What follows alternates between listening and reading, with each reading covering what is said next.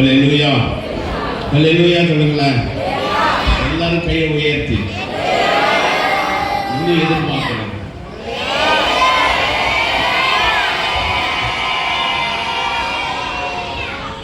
முன்னாடி இருக்கிற ஐயா மரங்களை ஒரு மாதிரி ஏதோ இது முன்னாடி இருக்கிற அக்கா மரங்களுக்கு மட்டும்தான் சொல்றாங்க போலன்னு சொல்லிட்டு எல்லாரும் அமைதியா இருக்காங்க. எல்லாரும் கையை உயர்த்தலாமா? அண்ணன் மரங்க ஆமென் சொல்லுங்க. ஹல்லேலூயா.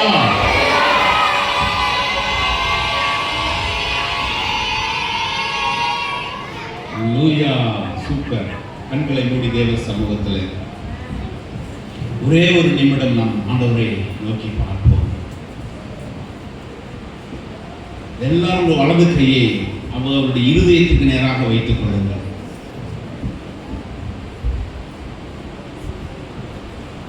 மௌனமாக தேவ சமூகத்தில் ஆண்டவரே, என்னை தெரிந்து கொண்ட தகப்பனே, இந்த உலகத்திற்கு அறிமுகப்படுத்தின எங்கள் அன்பின் ஆண்டவரே, உங்க பிள்ளையாக, உங்க மகனாக, உங்க மகளாக என்னை என் அம்மா வயிற்றில் உருவாவதற்கு முன்பதாகவே எரேமியா 1ஆம் அதிகாரம் 5ஆம் வசனத்தின்படி உன் தாயின் கர்ப்பத்தில் உருவாவதற்கு முன்பதாகவே நான் உன்னை அறிந்தேன். உங்க வலது கை உங்க இருதயத்திற்கு மேலாக வைத்து, ஆண்டவரே, என் அம்மா வயிற்றில் நான் உருவாவதற்கு முன்பதாகவே உங்க பிள்ளையாக, உங்க மகனாக, உங்க மகளாக என்னை அழைத்துக் கொண்டதற்காக, தெரிந்து கொண்டதற்காக மனதார உமக்கு நான் நன்றி சொல்லுகிறேன் ஆண்டவரே. எல்லாரும் சொல்லலாமா? இப்போ உங்க வாயிலை திறந்து, ஆண்டவரே உமக்கு நன்றி, ஏசப்பா உமக்கு நன்றி, ஏசப்பா உமக்கு நன்றி, ஏசப்பா உமக்கு நன்றி. யார் என்னை வெறுத்தாலும், யார் என்னை மறந்தாலும், யார் என்னை தள்ளினாலும், என்னை உண்மையாய் நேசித்து நான் இந்த பூமியில பிறப்பதற்கு நீங்க காரணமாய் இருந்து உங்க மகனாக, உங்க மகளாக என்னை தெரிந்து கொண்டதற்காக உமக்கு நன்றி சொல்லுவோமாக. எல்லாரும் நன்றி ஆண்டவரே, நன்றி ஆண்டவரே, நன்றி ஆண்டவரே. ஸ்தோத்திரம் ராஜா, ஸ்தோத்திரம் ஆண்டவரே. ஒரே ஒரு நிமிஷம் எல்லாரும், ஒரே ஒரு நிமிடம் எல்லாரும் ஸ்தோத்திரம் சொல்லலாமா? ஸ்தோத்திரம் ஆண்டவரே, நன்றி தகப்பனே, நன்றி ஆண்டவரே, நன்றி ஆண்டவரே, நன்றி ஆண்டவரே. ஹல்லேலூயா. ஸ்தோத்திரம், ஸ்தோத்திரம், ஸ்தோத்திரம், ஸ்தோத்திரம், ஸ்தோத்திரம். எங்கோ நான் வாழ்ந்தேன், அறியாமல் அலைந்தேன், என்னே தேடி வந்தேன். எங்கோ நான், எல்லாரும் சொல்லலாம், என்னே தேடி வந்தேன். நெஞ்சார அன்னைக்கு புத்தகங்கள் கொடுத்து எல்லாராய் மாறிவிட்டேன். என்னை நெஞ்சார அன்னைக்கு புத்தகங்கள் கொடுத்து எல்லாராய் மாற்றிவிட்டேன். நன்றி உமக்கு நன்றி சொல்லுவோம், நன்றி உமக்கு நன்றி. எங்கள் அம்மா பிதாவே, அன்பான உம்மை ரட்சகரே, ஆவியானவரே. எங்கள் அப்பா பிதாவே, அன்பான தேவா, அருமை ரட்சகரே,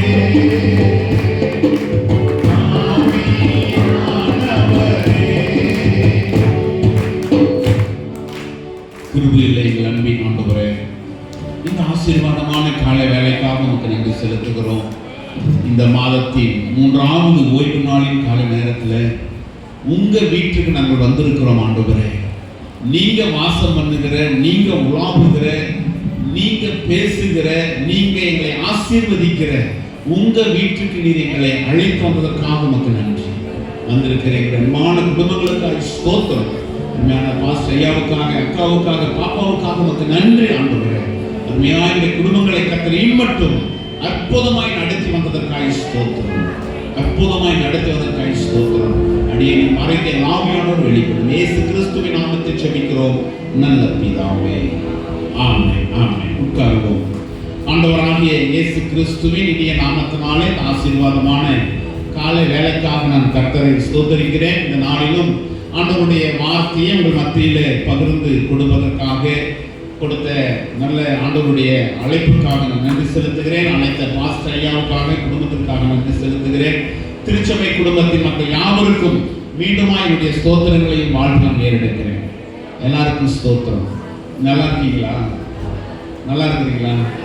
முன்னாடி உட்காந்துக்கிறவங்க பின்னாடி உட்காந்துக்கிறவங்க அண்ணன்மாருங்க அல்லேலூயா சொல்லுங்களேன். அல்லேலூயா. நீங்களும் நானும் ஃபர்ஸ்ட் யார் தெரியுமா? சொல்லுங்களேன். யார் சொல்லுங்க? நம்மளாம் யாரு? ஏசப்பாவுக்கு பிள்ளைங்க. ஆமென் சொல்லுங்க. அதை எத்தனை பேர் நம்புறீங்க? நல்ல அதை சொன்ன உடனே ஒரு கெத்து வரணும். என்ன வரணும்? ஒரு கெத்து வரணும். இல்ல நான் யாருடைய பிள்ளை? என் ஏசப்பாவுக்கு மகன். ஆமென் சொல்லுங்க. அதை சொன்ன உடனே நமக்கு ஒரு முள்ளாத ஒரு மகிழ்ச்சி வரணும் பாருங்க. ஒருவேளை நம்ம இந்த பூமியில பிறக்கிறதுக்கு நம்ம அப்பா அம்மா காரணமா இருக்கலாம். ஆனா பிறக்க வைத்தது யாருதான்? ஆமென் சொல்லுங்க. அல்லேலூயா. நம்ம என்ன பேர்ல பிறந்திருந்தாலும் சரி, இல்ல நம்ம என்ன பேர்ல பிறந்திருந்தாலும் சரி, என்ன போல முருகனா நீங்க பிறந்திருந்தாலும் சரி, இல்ல மாரியம்மால பிறந்திருந்தாலும் சரி, இல்ல காளியம்மால பிறந்திருந்தாலும் சரி, இல்ல கணேசனா என்ன பேர்ல பிறந்திருந்தாலும் சரி, இப்ப யாரு நம்ம? எத்தனை பேர் ஆமென் சொல்றீங்க? நல்ல உற்சாகமா சொல்லுங்க. ஆமென். ஹல்லேலூயா. எல்லாருக்கும் இன்னொன்னு ஜாயின் பண்ணப்பட்டிருக்கு இல்ல? இப்ப நம்ம பேர் எப்படி இருந்தாலும் இன்னொரு பேர் ஜாயின் பண்ணியிருக்கா? எல்லாருக்கும் உண்டா? ஞானஸ்நானம் எடுத்த உடனே என்ன செய்யுது? நம்ம பேர் என்ன செய்யுது? மாறுது. இப்ப என் பேர் முருகன். இப்ப என் பேர் என்ன தெரியுமா? எத்தனை பேருக்கு என் பேர் தெரியும்? கையை வைத்து சொல்லுங்க. எத்தனை பேருக்கு என் பேர் தெரியும்? ஜோசப். இல்ல நான் முருகனா பிறந்தேன், முருகனா வளர்ந்தேன். இடையில இயேசு உள்ள வந்து என்னவா மாத்திட்டாரு? ஆமென் சொல்லுங்க. ஆமென் சொல்லுங்க. அல்லேலூயா. உட்கார்ந்து இருக்கிற அண்ணன்மார்கள் அக்காமார்கள் எல்லாருமே என்ன மாதிரி தான் என்ன செஞ்சிருக்கிறோம்? ஒரு பேர்ல பிறந்திருக்கிறோம். இப்போ ஒரு பேர்ல வாழ்ந்துட்டு இருக்கிறோம். ஆமென் சொல்லுங்க. ஆமென் சொல்லுங்க. எத்தனை பேர் உறுதிப்படுத்துறீங்க? இல்ல நான் ஜோசப்பா தான் பிறந்தேன், நான் ஜோசப்பா தான் வளர்ந்துருக்கிறேன், நான் முருகனா பிறக்கும் போது ஒரு மாதிரியா இருந்தேன், இப்பயும் அதே மாதிரி தான் இருந்தேன் அப்படின்னா பிரச்சனை யார் மேல? சொல்லுங்களேன். யார் மேல? யார் மேல? ஏதாவது ஒரு மாற்றம் இருக்கணும் இல்ல? ஏதாவது ஒரு மாற்றம் இருக்கணும் இல்ல? இந்த இடத்துல உட்கார்ந்து இருக்கிறனா ஒரு மாற்றம் இருக்கணுமா இல்லையா? இந்த இடத்துக்கு வந்திருக்கிறனா ஒரு மாற்றம் இருக்கணுமா இல்லையா? அப்படியே நான் இருந்தேன்னா அதுக்கு பேர் என்ன? முருகன் தான். இல்ல நான் சொல்றது பின்னாடி அண்ணன்மார்களுக்கு புரியுதா? என்னமோ ரொம்ப தூரத்துல பாக்குற மாதிரி தெரியுது. நான் சொல்றது புரியுதா? நான் பிறந்தது எப்படி இருந்தாலும் கர்த்தர் இப்ப எப்பொழுது என்ன செஞ்சிருக்கிறார்? என்னை அவர் மகனாக வேற ஒரு பேர்ல அழைச்சிருக்கிறார். அந்த வேற ஒரு பேர்ல தான் நம்ம வாழ்ந்துட்டு இருக்கணுமா தவிர நம்ம பிறந்த நேரத்துல இருந்த பேரோட என்ன செய்யக்கூடாது? வாழக்கூடாது. ஆமென் சொல்லுங்க. அல்லேலூயா சொல்லுங்க. அல்லேலூயா. நீங்க வேதத்தை எடுத்து வாசித்து பார்த்தீங்கன்னா மத்தேயு எழுதின சுவிசேஷம், மத்தேயு எழுதின சுவிசேஷத்தை எடுத்தது இதுல 3வது அதிகாரத்தை திருப்புங்களேன்.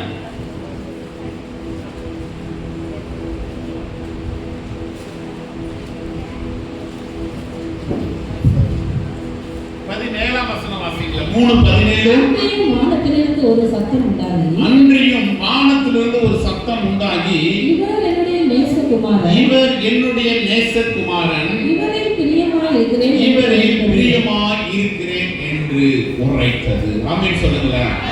அல்லேலூயா சொல்லுங்களேன். இயேசு கிறிஸ்துவுக்கு ஒரு பெயர் வைக்கப்பட்டது. அவருக்கு இயேசு இல்ல, இங்க ஏசப்பா பிறந்து கிட்டத்தட்ட 30 வயசு வரைக்கும் தன் அப்பா அம்மாவோட இருந்துட்டு 31வது வயசுல என்ன செஞ்சாரு? ஞானஸ்நானம் எடுத்தார். ஞானஸ்நானம் எடுத்த உடனே, ஞானஸ்நானம் எடுத்து கரை ஏறி வந்த உடனே வானத்திலிருந்து ஒரு சத்தம் உண்டானது. என்ன சத்தம் தெரியுமா? பிதாவுடைய தேவனாகிய கர்த்தருடைய சத்தம் வானத்திலிருந்து உண்டாகி என்ன சொன்னதான்? இவர் என்னுடைய நேசகுமாரன். கையை வைத்து ஆமென் சொல்லுங்க. நல்ல சத்தத்தை வைத்து சொல்லுங்க. ஆமென். பிதாவாகிய கர்த்தர் இயேசுவை பார்த்து சொன்னது, இவர் என் நேசகுமாரன். அப்படின்னு என்ன அர்த்தம்? எனக்கு அன்பான என் மகன், என் பிரியமான என் மகன், நான் உண்மையாய் நேசிக்கிற என்னுடைய மகன் அப்படின்னு சொல்லிட்டு வானத்திலிருந்து கர்த்தருடைய சத்தம் வந்தது. இந்த சத்தத்தை, வானத்திலிருந்து வந்த சத்தத்தினுடைய காதுகள் எல்லாரும் கேட்கப்படுமா கேட்கப்படாதா? எல்லாரும் கேட்குமா கேட்காதா? கேட்குது. ஆனா பிசாசுக்கு அந்த சத்தம் கேட்டுச்சு. யாருக்கு சத்தம் கேட்டுச்சு?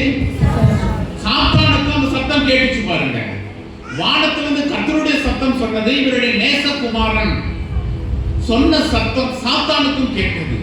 அடுத்து நீங்க 4ஆம் அதிகாரத்துக்கு வந்தீங்கன்னா உடனே சாத்தான் என்ன செய்யறான்? கர்த்தர் சொன்ன வார்த்தையை வச்சுட்டு பிசாசு ஆண்டவரை சோதிக்கிறத பார்க்கிறோம்.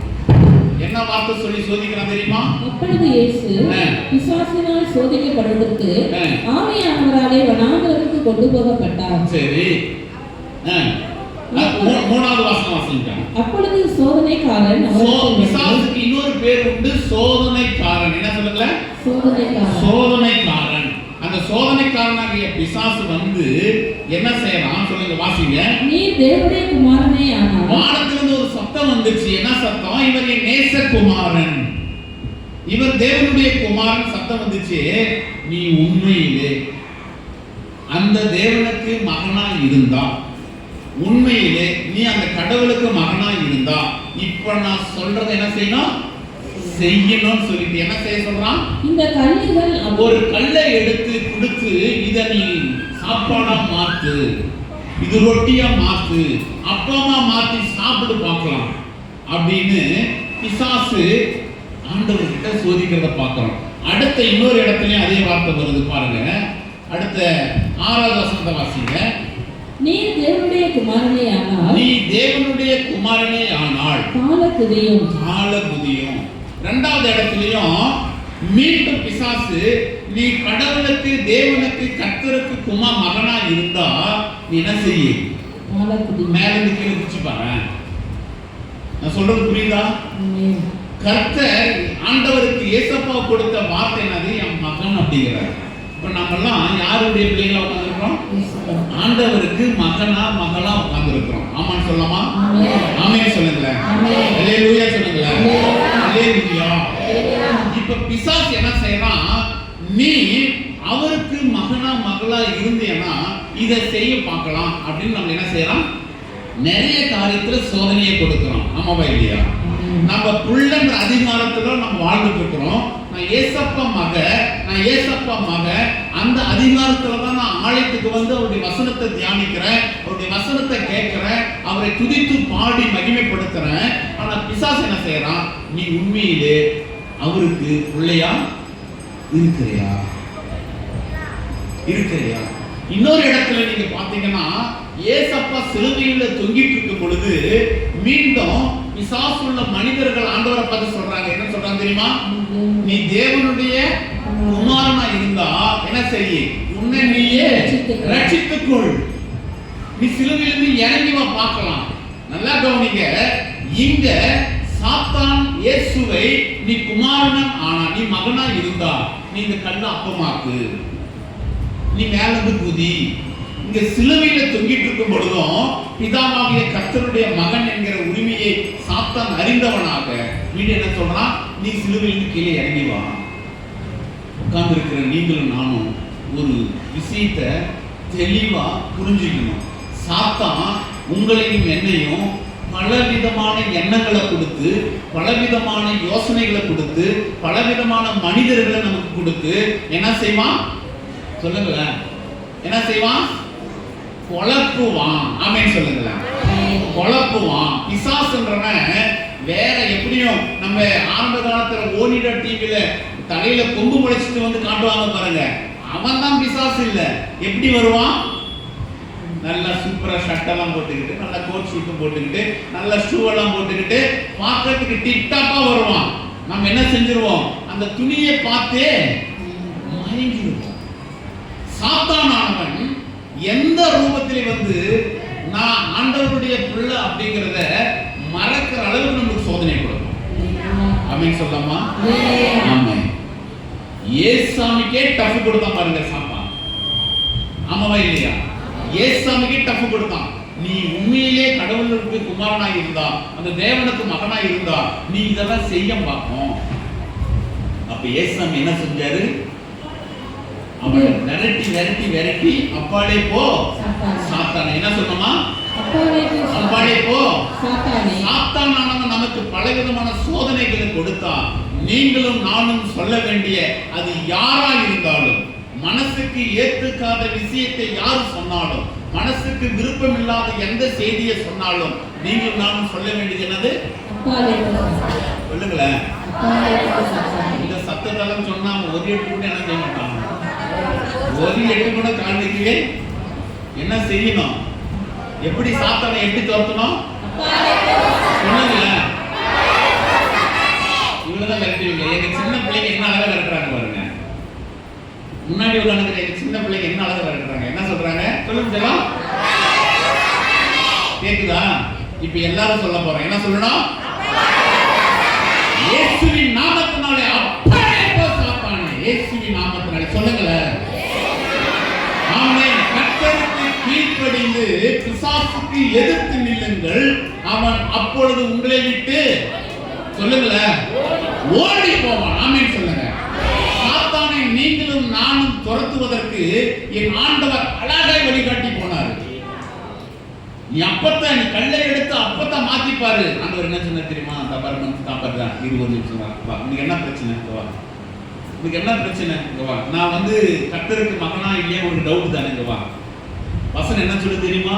ஒரு மனுஷன் சோத்துக்கு மாத்திரமல்ல கர்த்தருடைய வேதத்தினாலும் பிழைப்பான் என்று எழுதியிருக்கிறது. அப்புறம் மீண்டும் நீ கீழே புதிய பார்ப்போம் அப்படின்னு சொல்லி வா. கூப்பிட்டு மீண்டும் என்ன சொல்றாரு ஆண்டவர்? அந்த 7ஆம் வசனம் என்ன சொல்லுது? அவர் என்ன செய்யக்கூடாது? நீ டெஸ்ட் பண்ணாத. இது கரண்ட், இது கரண்ட். நீ டெஸ்ட் பண்ணு கையை வச்சேன்னா என்ன ஆகும்? சொல்லுங்களேன். தர்ப்பமாயிருவ, சாம்பலாயிருவ. சாத்தானை என் இயேசு அழகா கைட் பண்ணாரு. நீங்களும் நானும் ஒரு சில நேரங்களில் சாத்தானோட தோள் மேல கையை போட்டு என்ன செஞ்சிடும் தெரியுமா? அவனோட உறவாட வச்சிடறோம். அவனை வீட்டுக்கு கூப்பிட்டுறோம், டீயை கொடுக்குறோம், டிஃபனையும் கொடுக்குறோம். ஆமாவா இல்லையா? அவன் சாத்தானு தெரியாம என்ன செஞ்சிடறோம்? டீயை கொடுத்துறோம், டிஃபனையும் கொடுத்துறோம், அவனோட உறவு வச்சுக்கிறோம், அவனோட அடிக்கடிக்கு தொடர்பு கொள்ளுகிறோம். நீ தேவனுடைய குமாரனே யானான், நீ கீழே குதி, நீ சிலுவையை விட்டு கீழே இறங்க பார்ப்போம். சிலுவையில தொங்கிட்டு இருக்கிற ஆண்டவரை பார்த்து பிசாசு சொன்னான். நீங்களும் நானும் ரொம்ப ஜாக்கிரதையா இருக்கணும். ஆமென் சொல்லுங்களேன். ரொம்ப ஜாக்கிரதையா இருக்கணும். கர்த்தர் உங்களையும் என்னையும் எந்த நோக்கத்துக்கு அழைக்கிறார் தெரியுமா? நீங்க எடுத்து வாசித்து பார்த்தீங்கன்னா, நீங்க ரோமர் 8ஆம் அதிகாரம் 5ஆம் வசனத்தை 15ஆம் வசனத்தை வாசிங்களேன். ரோமர் 8, 15, 16 வாசிங்க சீக்கிரம். அந்தபடி திரும்பவும் பயப்படுகிறதற்கு நீங்கள் அடிமைத்தனத்தின் ஆவியை பெறாமல் அப்பா பிதாவே என்று கூப்பிடப்படுகிற வெற்றில சுவிகாரத்தின் ஆவியை பெற்றீர்கள். என்ன ஆவியா?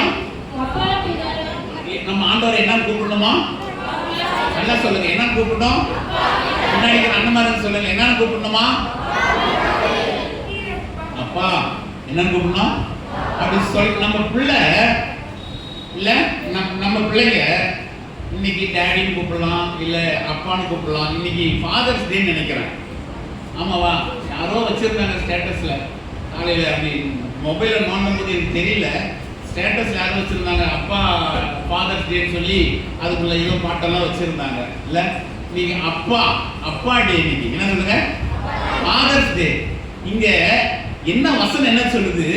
நீங்களும் நானும் என் ஆண்டவராகிய இயேசு கிறிஸ்துவை பார்த்து என்னன்னு சொல்லணுமா? அப்பா சொல்லுங்களேன். பிதாவே. பிதாவே என்ன அர்த்தம்? நிரந்தர அப்பா. அப்பா பிதாவே என்று கூப்பிடுகிற புத்திர. புத்திரனா யாரு? புத்திரனா யாரு? பிள்ளைங்க, நாம தான். என் அப்பாவை அப்பா, என் நிரந்தர அப்பா அப்படின்னு சொல்லுகிற நிரந்தர பிள்ளைகளா இருக்கிற உரிமை. சுவீகரணம் என்ன அர்த்தம்? உரிமை. ஆமென் சொல்லுங்க. இப்ப பக்கத்துல கையை பிடிச்சி சொல்லுங்க, நமக்கு உரிமை கொடுக்கப்பட்டிருக்கிறது. நமக்கு உரிமை உண்டு. என்னாண்டு? ஏசு அப்பாவை என்ன கூப்பிடணுமா? அப்பா. நீங்க என்ன ஸ்டைல்ல போட்டாலும் சரி, அப்பா அப்பா தான். ஆமென் சொல்லுங்க. ஆமென் சொல்லுங்க. நம்ம பூமிக்குரிய அப்பாவெல்லாம் ஒரு நாளைக்கு என்ன செஞ்சிருவோம்? நம்ம அப்பாவெல்லாம் போயிடுவாங்க, நம்ம அம்மாவெல்லாம் போயிடுவாங்க. 70 வருஷம் இல்லைன்னா 80 வருஷம் பைபிள்ல போட்டிருக்கு. ஆயுஷ் நாட்கள் 70 வருஷம். சாப்பிட்ற கறி மீன் முட்டைனால ஒரு 10 வருஷம் கூட்டி 80 வருஷம். அதுக்கு பிறகு என்ன செய்யலாம்? வாழ்க்கை வாழாது, எல்லாம் முடிஞ்சிடும். ஆனா நித்திய பிதா என்று சொல்லி 9ஆம் அதிகாரம் 6ஆம் வசனம் ஏசாயா தீர்க்கதரிசன புத்தகத்துல அழகாய் கர்த்தர் சொல்லுகிறார். நித்திய பிதா, நிரந்தர அப்பா. நிரந்தர அப்பா. அப்ப நிரந்தர அப்பாவாகிய கர்த்தர் எனக்கும் உங்களுக்கும் இந்த பூமியில இருக்கும் பொழுது நீங்களும் நானும் எதை குறிச்சோம் சொல்லுங்களேன். பக்கத்துல வீட்டு சொல்லுங்க, கவலைப்படாதீங்க, உங்க அப்பா இருக்கிறாரு. சொல்லுங்க, நல்ல தைரியமா சொல்லுங்க, உங்க அப்பா இருக்கிறாரு, நம்ம அப்பா இருக்கிறாரு, நம்ம அப்பா இருக்கிறாரு. அந்த அப்பாவை அடையாளம் காட்டுற இடம் தான் இந்த ஆலயம். ஆமென் சொல்லுங்க. ஹல்லேலூயா. அந்த அப்பாவுடைய அன்பு அடையாளம் காட்டுறது தான் இந்த ஆலய ஆராதனைகள். அப்பாவுடைய மகத்துவத்தை சொல்லிக் கொடுக்கிற இடம் தான் இந்த ஆராதனைகள். அப்பாவுடைய ஆழத்தையும் அன்பையும் நீளத்தையும் அகலத்தையும் ஆராய்ந்து பார்த்து கையை உயர்த்தி, ஆமாண்டவரே நீங்க தான் எங்களுக்கு நிரந்தர அப்பா அப்படின்னு சொல்லி ஆண்டவரை மகிமைப்படுத்துற இடம் தான் இந்த ஞாயிற்றுக்கிழமை ஆராதனைகள். ஆமென் சொல்லலாமா? ஆமென். ஹல்லேலூயா. ஹல்லேலூயா. நீங்க 1 சாமுவேல் 1ஆம் அதிகாரத்தை எடுத்தீங்கன்னா அதுல ஒரு 2 பேரு அழகாய் பேசுறத பார்க்கிறோம். 1 சாமுவேல் 1ஆம் அதிகாரத்தை தூக்குங்களேன். உங்களுக்கு ஒரு சில சம்பவத்தை நான் சொல்லிட்டு ஜெபம் பண்ணிட்டு கடந்து செல்ல விரும்புகிறேன். ஒரு ஆண்டவருடைய ஊழியக்காரருக்கும் ஒரு விசுவாசிக்கு நடக்கிற ஒரு அழகான உரையாடல். 1 சாமுவேல் 1ஆம் அதிகாரம் 8வது வசனத்திலிருந்து பார்க்கலாம். 12வது வசனத்திலிருந்து வாசிங்களேன். அவன் கர்த்தருடைய சன்னதியில் வெகு நேரம் விண்ணப்பம் பண்ணுகிற போது சரி, ஏலி அவன் வாயை கவனித்துக் கொண்டிருந்தான். இங்க கவனிங்க, இங்க யாரு ஆளைக்கு வந்தது? அண்ணா. சொல்லுங்க, யார் வந்தது? அண்ணால எத்தனை பேர் தெரியும்? அண்ணால அம்மாவை எத்தனை பேர் தெரியும்? எல்லாத்துக்கும் தெரியும். யாரும் கையை உயர்த்த மாட்டேங்கிறாங்க. இதெல்லாம் கூட ஒரு கேள்வியா? என்னங்கய்யா இப்படி கேள்வி கேட்குறீங்க? அண்ணால அம்மாவை பத்தி எங்களுக்கு தெரியாதா? இல்ல, அண்ணால அம்மா எப்பேற்பட்ட ஜெப வீராங்கனை, எப்பேற்பட்ட ஆண்டவருடைய மகத்துவத்தை ஆலயத்திலே வந்து விழுந்து கிடந்த அந்த அம்மாவை பத்தி எனக்கு தெரியாதா? தெரியுமே தெரியாதா? அண்ணால அம்மாவுடைய வீட்டுக்கார் பேர் என்ன தெரியுமா? அண்ணா அம்மாவுடைய வீட்டுக்கார் பேர் என்ன? அவர் கணவர் பேரு சொல்றவங்களுக்கு கடைசியில் ஒரு பரிசு உண்டு. என்னது? எல்கானா. கரெக்டா? அந்த அக்கா சொன்னது கரெக்டா? எல்கானான்னு சொல்றவங்க கரெக்ட்ன்றவங்க எதுவுமே கேட்கல. அப்பயும் ஒரு சிலருக்கு டவுட்டா தான் இருக்கு பாருங்க. அப்ப நீங்க சொன்ன பதில் ரைட்டா தப்பான்னு ஒரு சிலருக்கு டவுட்டா இருக்கு. கையை தூக்க மாட்டேங்கிறாங்க. அண்ணாள் அம்மாவுடைய கணவர் பேரு எல்கானா. ஆமென் சொல்லுங்களேன். எல்கானா வீட்டுக்காரரு, மனைவி பேர் என்ன பேரு? அன்னாள். இது நல்லா கவனிங்க. அன்னாள் அம்மாவுக்கு ஒரு மனசுல மிகப்பெரிய ஒரு போராட்டம். என்ன போராட்டம்னா, அந்த அம்மாவுக்கு என்ன இல்ல? குழந்தை இல்லை. சொல்லுங்க, என்ன இல்லை? நான் சொல்றது புரியுதா? குழந்தை இல்லை. குழந்தை இல்லாததுனால குடும்பத்துல பிரச்சனை வருது. எல்கானாவுக்கு எத்தனை பொண்டாட்டி? 2 பொண்டாட்டி தலைவர் கட்டிக்கிட்டாரு. இந்த 2 பொண்டாட்டி இருக்கிற வீடுல யாராவது அப்படி இப்படி இருக்க போறீங்க? உட்காந்துக்கிற அண்ணமாருங்க 2 பொண்டாட்டி வீடுல யாரும் அப்படி இப்படி என்னையா எல்கானாவெல்லாம் 2 பொண்டாட்டி கட்டி இருக்காரு, நானெல்லாம் கட்டினேன் என்னையா அப்படின்னு தயவு செஞ்சு நினைச்சிடாதீங்க. எல்கானாவுக்கு 2 பொண்டாட்டி. அந்த இன்னொரு பொண்டாட்டி பேர் என்ன தெரியுமா? என்னக்கா? பெனி நாள்னு அக்கா சொல்றாங்க. எத்தனை பேர் ஆமென் சொல்றீங்க? சரிதானா? அவங்க நல்ல பைபிளை வாசித்து இருக்கிறாங்க. இல்ல பெனி நாள். இந்த பெனி நாள் வந்து அண்ணால் அம்மா என்ன பண்றாங்க, அப்படியே குழந்தை, அந்த அம்மாவுக்கு குழந்தை பிறந்ததுனால அந்த குழந்தைய எடுத்து மடியில வச்சுக்கிட்டு அழகா பால் ஊட்டி சீராட்டி அப்படி தாளாட்டு பாடும் பொழுது அண்ணால் அம்மா அங்கேயும் இங்கேயும் வீட்டில் நடந்துட்டு இருக்கிறாங்க.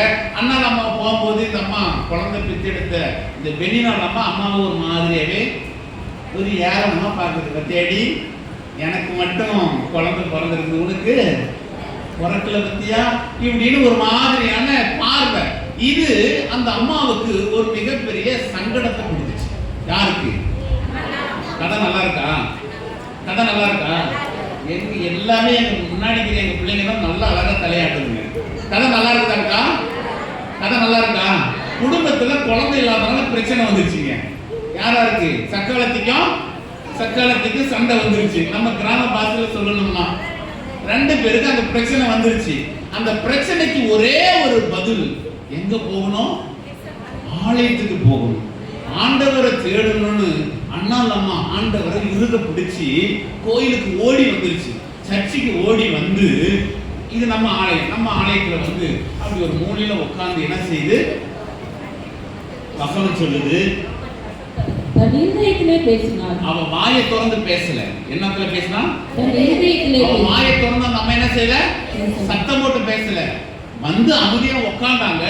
உட்கார்ந்துக்கிட்டு மனசுக்குள்ள இருதயத்துக்குள்ள பேசுறாங்க. அடுத்த வசனம் சொல்லுது, உதடுகள் மாத்திரம் அசைந்தது. வாயை திறந்து அவங்க அந்நிய பாஷை பேசல.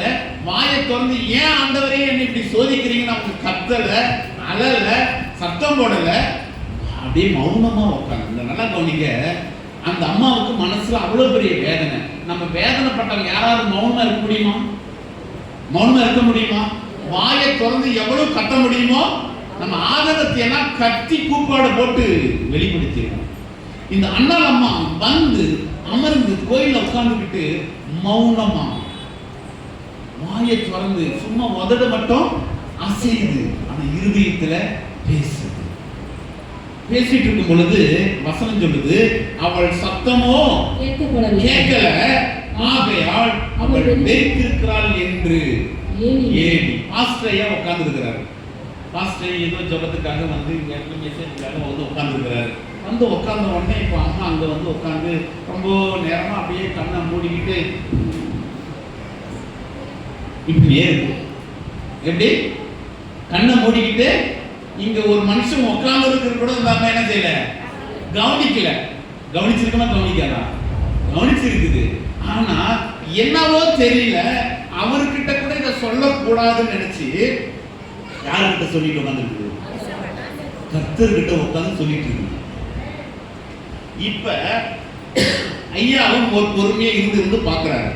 என்னடா இந்த அம்மா வந்து மௌனமா வாய் மட்டும் அசையுது, சத்தமே வெளியே வர மாட்டேங்குது. ஒருவேளை இந்த அம்மா இதை போட்டுக்கிட்டு வந்திருக்குமோ? சொல்லுங்களேன், இது போட்டது வந்திருக்குமோ அப்படின்னு ஐயா நினைக்கிறார். ஆலயத்துல உட்கார்ந்த ஏலி அடுத்த வசனம் சொல்லுங்களேன். அதற்கு அண்ணா இல்ல அவனை நோக்கி, அவளை அந்த அண்ணாளை அம்மாவை நோக்கி பாஸ்டர் சொல்றாரு, நீ எதுவரைக்கும் வைத்திருப்பாய்? என்ன நானும் பார்த்துட்டே இருக்கிறேன், நீ எவ்வளவு நேரம் இப்படியே போதையில, இது வரைக்கும் நீ எவ்வளவு நேரம் நீ சும்மா இருப்ப, என்ன உனக்கு பிரச்சனை? இங்க பாருங்க, எது வரைக்கும் வெறுத்திருப்பாய்? குடியை உன்னை விட்டு விலக்கு. தயவு செஞ்சு குடிச்சிட்டெல்லாம் வந்து என்ன செய்யக்கூடாது? ஆலயத்துல உட்கார கூடாது, நீ குடிக்காம இருக்கணும். இப்ப நல்லா கவனிங்க, இப்ப நம்ம யாராவது ஒரு அக்கா இப்படி வந்து அப்படி மனசுல உட்கார்ந்து பாரத்துல ஜெபம் பண்ணிட்டு இருக்கும் பொழுது ஐயா இது மாதிரி வார்த்தை சொன்னா என்ன நடக்கும்? பிராக்டிகலா சொல்லுவோம், உண்மையா சொல்லுவோம். ஐயா வந்து இப்படி ஒரு அக்கா வந்து நயமின்னு பேசிக்கும் பொழுது, என்னம்மா இப்படி தண்ணி அடிச்சு வந்து இப்படி பாட்டு கத்தி கிடக்குற அப்படின்னு ஒரு வார்த்தையை அவர் விட்டுட்டார்னா, சொல்லிட்டார்னா என்ன நடக்கும்? என்ன நடக்கும் சொல்லுங்க? அவ்வளவுதான் ஐயா பாடு. சகோதரி சொல்றாங்க, அவ்வளவுதான் பாவம் அவரு. உடனே அது எப்படியா நீங்க என்ன எப்படி என்ன நீங்க போதக்காரன்னு சொல்லலாம், எப்படி நீங்க குடிச்சிட்டு வந்தீங்கன்னு சொல்லலாம், நீங்க எல்லாம் ஒரு சொல்லுங்களேன், நீ எல்லாம் ஒரு அது எப்படி நான் சர்ச்சுக்கு வந்து நான் என் பாரத்துக்கு, என் கஷ்டத்துக்கு, என் வேதனைக்கு, என் வீட்டில் நடக்கிற பிரச்சனைக்கு நான் கோயிலுக்கு வந்து நான் மனசார ஜெபம் பண்ணா என்னை பார்த்து நீங்க என்ன சொல்லிட்டீங்க? குடிகாரின்னு சொல்லிட்டீங்க. உடனே அடுத்த பாஸ்டர் உள்ள இருக்காங்க, அக்கா இங்க வாங்கலாம், வாங்க உங்க வீட்டுக்காரர் பண்ணது வருவாங்க, என்னை வந்து போதக்காரின்னு சொல்றாங்க, நியாயமா? அடுத்தது பக்கத்துல ஒரு விசுவாசம் இங்க வாங்கலாமா, இங்க வாங்க, நான் என்னை பார்த்தா போதக்காரின்னு தெரியுதா? சொல்லுங்க, என்ன நடந்துரும்? என்ன நடக்கும்? அவ்வளவுதான். சபை என்ன செஞ்சிடும்? சபையா இருக்காது. என்ன தம்பி இது நல்லா சொல்லு. 2000 அவனுக்கு தெரியுது. சபை என்னவாயிருமா? 2000. இந்த குட்டி தம்பி சொல்றான் பாருங்க, சபை அவ்வளவுதான் முடிஞ்சு போயிருங்கிறான். அந்த அம்மா அடுத்தது இறங்கி போகுதுன்னு வைக்கல, வழியில யாரை பார்த்தாலும் நான் அந்த சர்ச்சுக்கு போனேன், 10 வருஷமா அந்த சர்ச்சுக்கு போயிருக்கிறேன், 15 வருஷமா சர்ச்சுக்கு போறேன், 20 வருஷமா நான் போறேன், இல்ல ஒரு நாள் கூட என்னை அப்படி சொல்லாம அந்த பாஸ் என்ன சொல்லிட்டாரு? என்னை போதக்காரின்னு சொல்லிட்டாரு, என்னை குடிக்காரன்னு சொல்லிட்டா. அப்படி இவரெல்லாம் ஒரு பாஸ்டரா, இதெல்லாம் ஒரு சர்ச்சா? அது வீடு போய் சேர்ற வரைக்கும் என்ன நடக்கும்? எல்லாரும் சொல்லிட்டு போகும். வர ஆத்துமாக்கள் எல்லாத்தையும் அப்படி சொல்லிட்டாருங்க. என்ன நடக்கும்? இங்க ஏலி அந்த அம்மாவை பார்த்து அந்த அம்மா அந்த அந்த அந்த மன பாரத்தோட, வேதனையோட, குழந்தை இல்லாத துக்கத்தோட வந்து இங்க ஜெபம் பண்றதுக்கு உட்கார்ந்து இருக்கும் பொழுது பாஸ்டர் சொன்ன வார்த்தை அந்த அம்மாவுக்கு என்னவா ஏற்படுத்தல? இந்த வேத வசனத்துல என்ன ஏற்படுத்தல? சொல்லுங்களேன். என்ன அந்த அடுத்த பிறகு வாசிக்கிட்டான். அதற்கு உடனே அந்த அம்மா சொல்லுது, ஐயா பாருங்க ஐயா, அப்படியா? பிரதியுத்தரமாக உடனே பதில் சொல்லி உட்கார்ந்துட்டு, ஐயா ஐயோ சாரியா, மன்னிச்சிருங்க, தயவு செஞ்சு அப்படியே என்ன செஞ்சிடாதீங்க சொன்னாங்க அப்படின்னு என்ன சொல்லுது பாருங்க. அப்படியே என்னன்னு சொல்லுது? என்ன வார்த்தை சொல்லுது? பாஸ்டர் என்னன்னு சொல்லுது? இங்க இருக்கிற குட்டி பாப்பா சொன்னா, இங்க இருக்கிற குட்டி தம்பி சொன்னா சபையை என்ன செஞ்சிடும்? ரெண்டா உடஞ்சி சின்னாபிடமா இருந்து குட்டி பிள்ளைங்க சொல்லுங்க. இப்படி ஒரு சூழ்நிலையில இப்படி நடந்தா அந்த ஊழியக்காரரை அந்த விசுவாசி என்ன செஞ்சிருவாங்க? உண்டு இல்லாம ஆக்கிடுவாங்க அப்படின்னு அங்க இருக்கிற ஒரு அக்கா சொன்னாங்க. இங்க அண்ணாவங்க என்ன சொன்னாங்க? என் ஆண்டவனே. ஆமென் சொல்லுங்க. கையெழுத்து ஆமென் சொல்லுங்க. ஊழியக்காரர் சொன்னது தப்புதான் இல்ல? ஊழியக்காரர் வந்து அந்த அம்மாவை கரெக்டா கெஸ் பண்ணாம போதக்காரி, வெறிச்சு பேசுறேன்னு எது வரைக்கும் குடிச்சிருக்கோம், குடிய விளக்குன்னு சொன்னது தப்புதானே? யாரா இருந்தாலும் தப்பு தானே? நியாயம் தானே? பைபிள் வசனம் தெளிவா போட்டிருக்குது இல்ல? தப்புதான். ஒருவேளை அந்த அம்மா என்ன யோசிக்குது, ஐயாவுக்கு நான் அப்படி சத்தம் போட்டு பேசாததுனால, நம்ம ஆட்டுக்கு பைத்தியக்காரி மாதிரி வாயிலே முடங்குறதுனால அப்படி நினைச்சிட்டாரு போல, அதனால அவர் தப்பா எடுத்துக்கிட்டாரு அப்படின்னு அந்த அம்மா என்ன செய்து மனசை சமாதானப்படுத்தி, மனசை சாந்தப்படுத்தி, அமைதிப்படுத்தி வசனம் சொல்லுது. அதற்கு அன்னாள் பிரதியுத்தரமாக, அப்படி அல்ல என் ஆண்டவனே. என்ன வார்த்தை போடுது? ஐயான்னு கூட சொல்லல, ஆஸ்திரேலியான்னு கூட சொல்லல, போதகரேன்னு சொல்லல, என்னன்னு சொல்லுது? இப்படிதாங்க அந்த அன்னாள் அம்மா ஆசீர்வாதத்திற்கு மிகப்பெரிய காரணம் என்ன தெரியுமா? அந்த அன்னாள் அம்மாவுடைய பொறுமை. ஆமென் சொல்லுங்களேன். அந்த அன்னாள் அம்மாவுடைய தாழ்மை. அந்த அன்னாள் அம்மா தன் போதகராகிய ஏலி மேல் வைத்திருந்த மரியாதை எப்படி இருந்தது? என் ஆண்டவனே. இத இல்லாம உணர்ச்சி வசப்பட்டு என்னை எப்படி நீ இப்படி சொல்லலாம், என்னை எப்படி நீ போதக்காரன்னு சொல்லலாம் அப்படின்னு யாரா இருந்தாலும் நம்ம மாம்சத்தில் அப்படிதானே சும்மா பேச மாட்டோமா? சொல்லுங்கள. நம்மளா தான் அப்படிதான் பேசுவோம். நானா இருந்தாலும் அப்படிதான் சொல்லுவேன். உட்காந்துக்கிற யாரா இருந்தாலும் அது எப்படி நீங்க என்னை பார்த்து சொல்லலாம்? நீங்க என்னை பார்த்தா அவனுக்கு தண்ணடிக்கிற மாதிரியா தெரியுது. அப்ப நான் இத்தனை வருஷம் சர்ச்சைக்கு வந்து என்ன பிரயோஜனம் இல்ல? உடனே சூழ்நிலை மாறிடும். என் குட்டி பிள்ளைங்க சொன்ன மாதிரி சபை என்ன செஞ்சிடும்? அப்புறம் பாஸ்டர் உண்டுல ஆக்கிடுவாங்க. அப்படி இன்னொரு டீம் வரும். இன்னொரு டீம் வந்து எப்படியா நீங்க விசுவாசியை சொல்லலாம்? இனிமேல் உங்க சபைக்கு என்ன செய்ய மாட்டோம், முடிஞ்சு போச்சு கதை. இன்னைக்கு நிறைய மக்கள் தவறான புரிதலோட, தவறான ஞானத்தோட, தவறான ஆலோசனையோட என்ன செய்யறோம்? இப்படி பேசி இங்க நடக்கிறது வேற, நினைக்கிறது வேற, பேசுறது வேற, புரிஞ்சிக்கிறது வேற.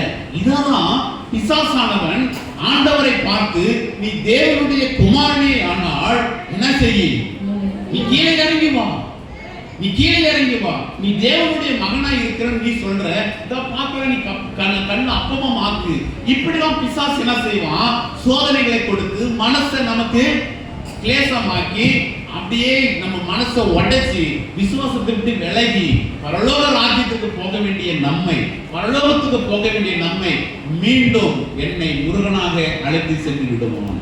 ஆமென் சொல்லாமா? அண்ணாலம்மா அப்படியே பொறுமையா இருந்து, அப்படி அல்ல என் ஆண்டவனே, அப்படி இல்லை நீங்க நினைக்கிற மாதிரி நான் அப்படி இல்லை அப்படின்னு சொல்லிட்டு என்ன சொல்லுது? நான் மனக்லேசமுள்ள பெண்ணான ஸ்திரீ, நான் திராட்சை ரசமாகிலும் மதுவாகிலும் குடிக்கவில்லை. நான் அப்படியெல்லாம் குடிக்கிற பழக்கம் என்கிட்ட இல்ல.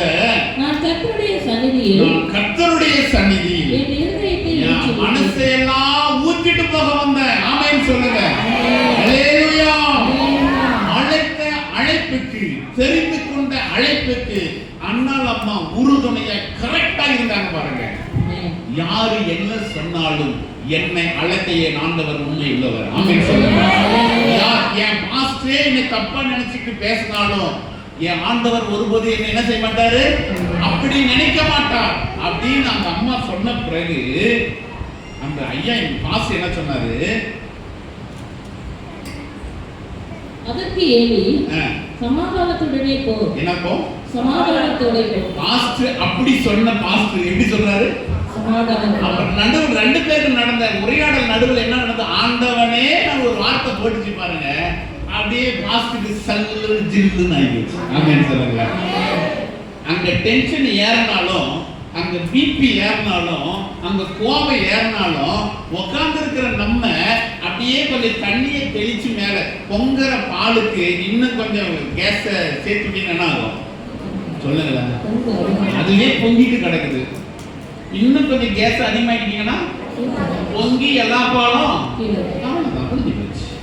அதே பொங்குதே, ஐயோ கேஸுக்கு பதில் லைட்டா ஒரு தண்ணி எடுத்து என்ன செய்யலாம், அப்படி தெளிச்சிட்டீங்கன்னா பொங்குற பால் என்னவா காணுங்க? இதுதாங்க குடும்பத்தில் நடக்கணும். ஆமென் சொல்லுங்க. இதுதாங்க குடும்பத்தில் நடக்கணும்.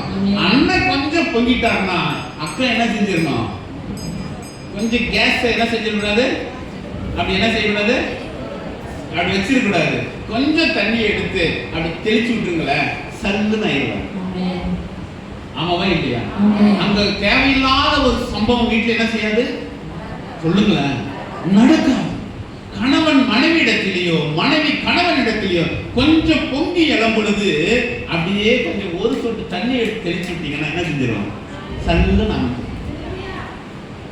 ரெண்டு பேரும் காபி போட்டு குடிச்சிடலாம், அக்காவும் குடிச்சிடலாம், அண்ணனும் குடிச்சிடலாம்.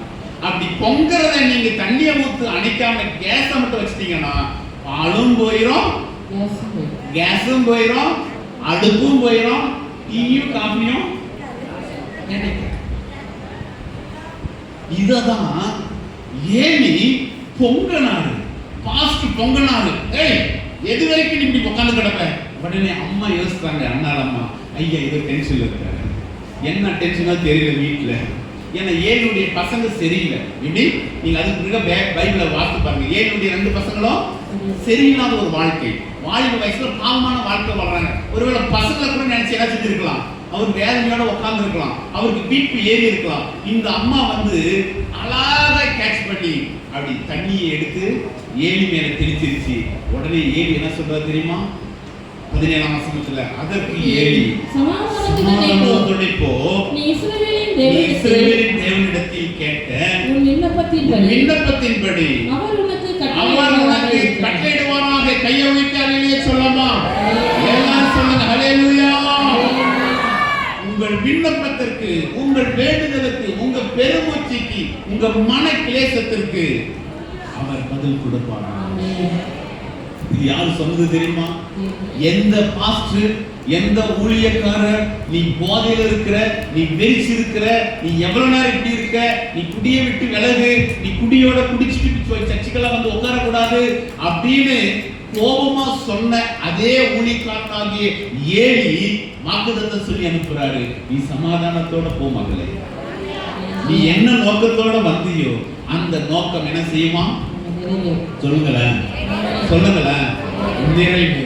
அதற்கு பிறகு வசனம் சொல்லுது, அப்பொழுது அவள் உங்களுடைய அடியாளுக்கு உங்களுடைய கண்களிலே தயை கிடைக்க கடவுள் என்றார். பின்பு அந்த ஸ்திரீ புறப்பட்டு போய் போதனம் செய்தார். அப்புறம் அவள் துக்கமுகமாய் இருக்கவில்லை. அந்த அம்மா வீட்டுக்கு போய் சாப்பிட்டாங்க. சாப்பிட்ட பிறகு என்ன, அவங்க வரும்பொழுது துக்கத்தோட வந்தவங்க, அதற்கு பிறகு அவங்க வாழ்க்கையில துக்கமே இல்லை. அப்போ சாமுவேல் பிறந்தாரா பிறக்கலையா? அப்ப பிறந்தாரா பிறக்கலையா? அந்த அம்மா துக்க முகமா இருக்கவில்லை வசனம் சொல்லுச்சுல்ல. அதற்கு பின்னாடிதான் சாமுவேலை கர்த்தர் அன்னாளுக்கு கர்ப்பம் தரிக்கும்படியே கொடுத்தார். ஆமென் சொல்லுங்களேன். அல்லேலூயா. நீங்கள் நானும் தெளிவாய் புரியணும். உங்களையும் என்னையும் அழைத்த நம்முடைய ஆண்டவர் கர்த்தர் சரியான முறையில வழிநடத்துகிறார். நீங்களும் நானும் அவருடைய பிள்ளைகள், அவருடைய பிள்ளைகள், அவருடைய மகன், அவருடைய மகள். அந்த மனநிலையில் இருந்து நம்ம எந்த சுமை என்ன செய்யக்கூடாது, தவறியே போயிடக்கூடாது. ஆனா சாத்தான் பல விதத்துல அதுல இருந்து நம்ம கொண்டு வரதுக்கு பல சூழ்ச்சிகளை செய்வான். அந்த சூழ்ச்சிக்கு இடம் கொடுக்கவே. ஆமென் சொல்லுங்களேன். என்றைக்கு ஏசப்பா தான் எனக்கு மெய்யான தெய்வம் என்று சொல்லி வாயை திறந்து அறிக்கையிட்டமோ அப்பொழுதிலிருந்து நம்ம யாரு தெரியுமா? பரிசுத்தவான்கள். ஆமென் சொல்லுங்களேன். ஆமென். நீதிமான்கள். ஆமென் சொல்லுங்களேன். பாக்கியவான்கள். ஆமென் சொல்லுங்களேன். பிசாசு என்ன செய்வான் தெரியுமா? நீ பாவி, நீ பாவி, நீ பாவி, நீ பாவி, நீ இந்த பாவம் செஞ்ச, நீ இந்த திருட செஞ்ச, அதுல நீ ரட்சிக்கப்பட்ட, நீ குடிக்காரன், நீ குடிக்காரன். குடியிலிருந்து நம்ம ரட்சிக்கப்பட்டிருப்போம். ஆனா ரட்சிக்கப்பட்டு நம்ம யாரா வாழ்ந்துட்டு இருக்கிறோம்? சொல்லுங்களேன். பரிசுத்தவனாய் வாழ்ந்துட்டு இருக்கிறோம். ஆனா சாத்தான் என்ன செய்வான்? நம்ம எத்தனை வருஷம் ரட்சிக்கப்பட்டு ஞானஸ்நானம் எடுத்து ஆழத்துக்கு வந்து அவரை மகிமைப்படுத்தி ஆண்டவருடைய பிள்ளைகளை சாட்சி கொடுத்தாலும் பிசாசு என்ன செய்வான் தெரியுமா? நீ ஒரு குடியில் தானே ரட்சிக்கப்பட்டு வந்த, நீ பாவத்தில் தான் ரட்சிக்கப்பட்டு வந்த, நீ திருடில் தான் ரட்சிக்கப்பட்டு வந்த. ஆமா நான் அப்படி இருந்தேன், ஆனா இப்ப சொல்லுங்களேன், இப்ப இல்லையே, இப்ப நான் ரட்சிக்கப்பட்டனே, நான் மனம் திரும்பிட்டேனே. ஆனா சாத்தா மட்டும் என்ன செய்வான்? நம்ம பாவத்தை சொல்லிட்டே இருப்பான், நினைவுபடுத்திட்டே இருப்பான், சுட்டி காட்டிட்டே இருப்பான். அதற்கு மாத்திரம் நீங்கள் நான் என்ன செய்யக்கூடாது? இடம் கொடுக்கக்கூடாது. அப்படி இடம் கொடுத்தா ஆமாடா நான் பாவி தான், ஆனா இப்ப சொல்லுங்க நான் நீதிமான். ஆமென். நான் பரலோகத்துக்கு சொந்தக்காரி. ஆமென். ஏன்னா வசனம் சொல்லுது பாருங்க. நீங்க 1 பேதுரு 2ஆம் அதிகாரம் 9ஆம் வசனம் வாசிங்க. 1 பேதுரு 2:9. நீங்களோ உங்களை அந்த காலத்திலிருந்து தம்முடைய ஆச்சரியமான ஒளியிடத்திற்கு வரவழைத்தவருடைய புண்ணியங்களை அறிவிக்கும்படிக்கு தெரிந்து கொள்ளப்பட்ட சந்ததியாலும் தெரிந்து கொள்ளப்பட்ட சந்ததி. கையை வச்சு ஆமென் சொல்லுங்களேன். பக்கத்துல கையை பிடிச்சுங்க. நாம தெரிந்து கொள்ளப்பட்டவங்க. நல்ல தைரியம் சொல்லுங்க. நான் தெரிந்து கொள்ளப்பட்டவங்க. நாம பாவிகளா இருந்தாலும் இப்ப யாரு? தெரிந்து கொள்ளப்பட்டவங்க. அடுத்த வசனம் வாசிங்க. அதே ராஜரீகமான ஆசாரிய கூட்டமாயும் யார் இருக்கிறோம்? ராஜரீகமான ஆசாரிய ஊழியக்கார கூட்டமா இருக்கிறோம். ஆமென் சொல்லுங்களேன். ஆசாரியர்கள் கூட்டம். அடுத்தது இன்னொரு வார்த்தை சொல்லுது. யாரா? பரிசுத்த ஜாதி. கையை பிடிச்சு சொல்லுங்க. நம்மள யாரு? பரிசுத்த ஜாதி. நல்ல உறுதியா கை பிடிச்சு சொல்லுங்க. நான் சொல்றதுக்காக சொல்லாதீங்க. கையை பிடிச்சி நீ நானும் யாரு? பரிசுத்த ஜாதி. சொல்லுங்களேன். பரிசுத்த ஜாதி, நீதிமான், நான் பரிசுத்தவான், நான் பாக்கியவான், நான் பரலோகத்துக்கு சொந்தக்காரி, நான் பரலோகத்துக்கு சொந்தக்காரன். ஆமென் சொல்லுங்கள. இப்படி ஒவ்வொரு நாளும் சொல்ல சொல்ல சொல்ல சொல்ல யாருக்கு பயம் தெரியுமா? சாத்தானுக்கு பயம். ஆமென் சொல்லுங்க. நீங்கள் நம்முடைய உடம்புல எத்தனை வியாதி இருந்தாலும் எத்தனை பலவீனம் இருந்தாலும் கர்த்தருடைய வசனம் சொல்லுது, அவருடைய பிள்ளைகளுக்கு, அவருடைய மகனுக்கு மகளாகிய நமக்கு ஒரே தரம் என்ன செஞ்சிட்டாரு? சிலுவையில ரத்தம் சிந்திட்டார். என் தழும்புகளால் நீங்கள் சொல்லுங்களேன் குணமாகி விட்டீங்க. ஆமென் சொல்லுங்க. ஆனா சாத்தா என்ன சொல்லுவோம் தெரியுமா? சாப்பிட்டா என்ன சொல்லுவோம் தெரியுமா? நீ நோயாளி, உனக்கு இந்த வலி இருக்குதுல்ல, நீ பலவீனம் உள்ளவ, உனக்கு வயிற்று வலி இருக்குதுல்ல, நீ நோயாளி. கர்த்தர் சொல்றாரு, மகனே மகளே, நீ உனக்கு வியாதி இருந்தது உண்மைதான், ஆனா உனக்காக ரத்தத்தை என்ன செஞ்சுட்டேன் சொல்லுங்களேன், அந்த ரத்தத்துல என்ன செஞ்சுட்டேன், என் தழும்புனால உனக்கு குணமாயிடுச்சு. குணமானது ஆனத்தான். ஆமென் சொல்லுங்களேன். குணமானது ஆனது மீண்டு வருமா? வராது. ஆனா சாப்பிட்டா என்ன சொல்லுவாங்க தெரியுமா? ஒரு கொஞ்சம் லைட்டா வலிச்சுன்னு பார்த்துக்க, ஐயோ இன்னும் அந்த பிரச்சனை இருக்கவே போடாது. சாப்பிட்டா என்ன சொல்லுவாங்க? உனக்கு வலி, உடனே ஹாஸ்பிட்டல் போடு, உடனே ஜெபம் பண்ணு, உடனே அதை பண்ணு. இல்ல, ஒரே தரம் இயேசு கிறிஸ்து நமக்காக சிலுவையில ரத்தத்தை சிந்தி, இயேசுவின் ரத்தம் சகல பாவங்களையும் நீக்கி சுத்திகரித்தது. ஆமென் சொல்லுங்களேன். எத்தனை பேர் ஏத்துக்கிறீங்க? ஒரே தரம் ரத்தத்தை சிந்தி அவர் சுத்திகரித்து விட்டார். சுத்திகரித்த கர்த்தர் சொல்றாரு, உன்னை நான் பரிசுத்தமாக்கிட்டேன், நீ என் உள்ள, நீ என் உள்ள. சாத்தான சொல்றான், இல்ல நீ அவருக்கு பிள்ளையெல்லாம் இல்ல. ஆனா கர்த்தர் சொல்றாரு, நீ என் மகடா, நீ என் மகன், உனக்கு ஒரு தீங்கும் வராது. வசனம் பின்னாடி போது பாக்குறது பாருங்க, இனி தீங்கை காணாது இருப்பார். உனக்கு தீங்கு இருந்தது உண்மை, உனக்கு பாவம் இருந்தது உண்மை, உனக்கு வியாதி இருந்தது உண்மை, ஆனா இப்பொழுது உனக்கு அது இல்ல. ஆமென் சொல்லுங்களேன். அப்படிங்கிற அந்த தில்லும் தைரியமும் நம்பிக்கை விசுவாசமும் நம்ம இருதயத்தின் அடித்தளத்துல பதிச்சுக்கிட்டோம்னா உங்களையும் என்னையும் சாத்தான் அசைக்க முடியாது. ஆமென் சொல்லுங்களேன். கையை ஒரு ஆமென் சொல்லுங்களேன். அல்லேலூயா சொல்லுங்களேன். அல்லேலூயா. இப்ப நம்ம யாரு? நீதிமான். இப்ப யாரு? நம்ம பரிசுத்தவான். இப்ப யாரு? நம்ம பாக்கியவான். நம்ம யாரு? பாக்கியவதி. ஆமென் சொல்லுங்க. நம்ம பாவத்துல எல்லாம் இல்ல, இப்ப பரிசுத்தவானை கர்த்தர் மாற்றி விட்டார். பரிசுத்தவான்கள் அமருகிற சபையில தான் நீங்க நான் என்ன செஞ்சிருக்கிறோம்? இந்த இடத்துல உட்கார்ந்து வச்சிருக்கோம். அல்லேலூயா. இதுல தெளிவா இருக்கணும். நீங்களும் இதுல தெளிவா இருக்கணும். சத்தியத்துல யார் என்ன செஞ்சிடக்கூடாது, டவுட்டே வந்துடக்கூடாது. தெளிவா இருக்கணும். தெளிந்த புத்தியுள்ளவர்களா இருங்கள், தெளிந்த புத்தியுள்ளவர்களா இருங்கள். வேத வசனம் சொல்லுது, எபேசியர் நீங்க 5ஆம் அதிகாரத்தை நீங்க வாசித்து பார்த்தீங்கன்னா அதில் அழகா சொல்லுது பாருங்க. எபேசியர் தான் நினைக்கிறேன்.